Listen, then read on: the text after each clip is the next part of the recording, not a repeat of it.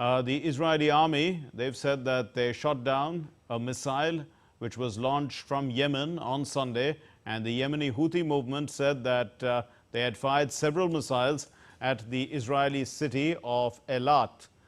This is after Israel's first public strike against the Iran-aligned group a day earlier.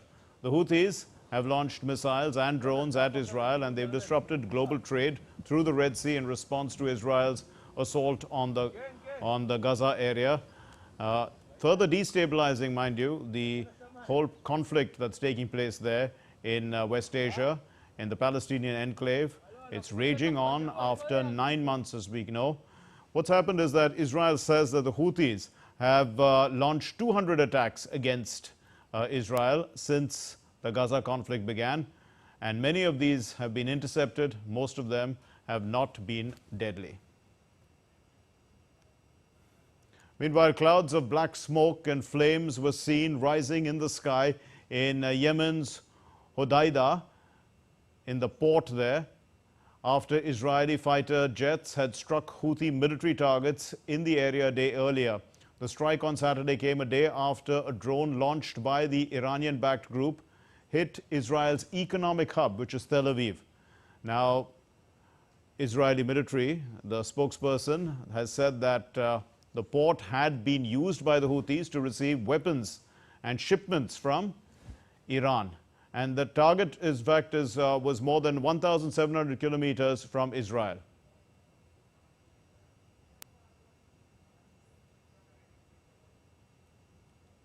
And Sarah Coates is now joining us from Tel Aviv with more on these stories. Sarah, is there a fear, of the Gaza offensive intensifying into a full-blown regional conflict?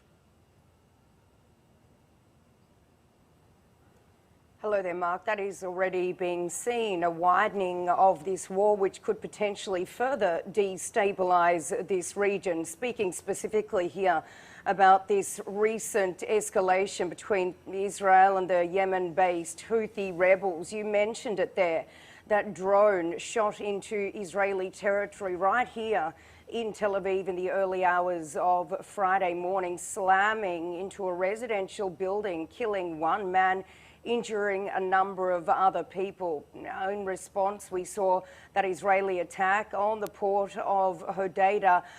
Reports coming in saying that there are still fires burning at these oil storage facilities in Yemen as a result of those Israeli attacks. Now, earlier today, the Houthis then sent a surface-to-surface missile toward Israel. It was intercepted just off the coast of the Red Sea city of Eilat, but it did send people running to shelter, air raid sirens ringing out. They were activated over fears that this debris from this shot down surface-to-surface missile, that it could in fact harm people there on the ground. So certainly there already is a fairly major escalation, not just talking about the Houthis, of course, but also on Israel's northern border with Hezbollah. Mark. Also, Sarah, to what extent, are the elections in the United States being seen as reasons, perhaps, for Israel to intensify efforts on the battlefield to reach its goals before those elections take place? Well, we do need to remember what we did hear from the former US President Donald Trump, who is, of course, once again running in this election. He came out back in April to say that Israel needs to finish what it started in Gaza and get it over with fast, adding that Israel is losing the PR war. So there is a lot of thought here in Israel that if Donald Trump does indeed take the White House once again, that he will really pressure Israel to get this operation in Gaza finished, given the casualties on that side in Gaza. So certainly we do need to remember, though, what is happening also in the north.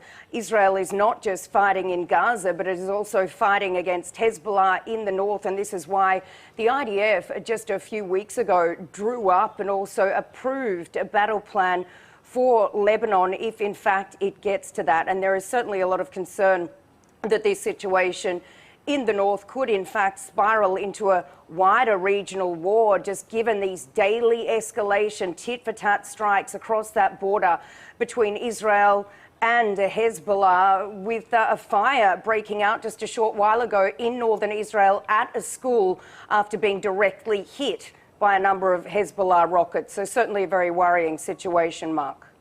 Sarah Coates in Tel Aviv, thank you for joining us.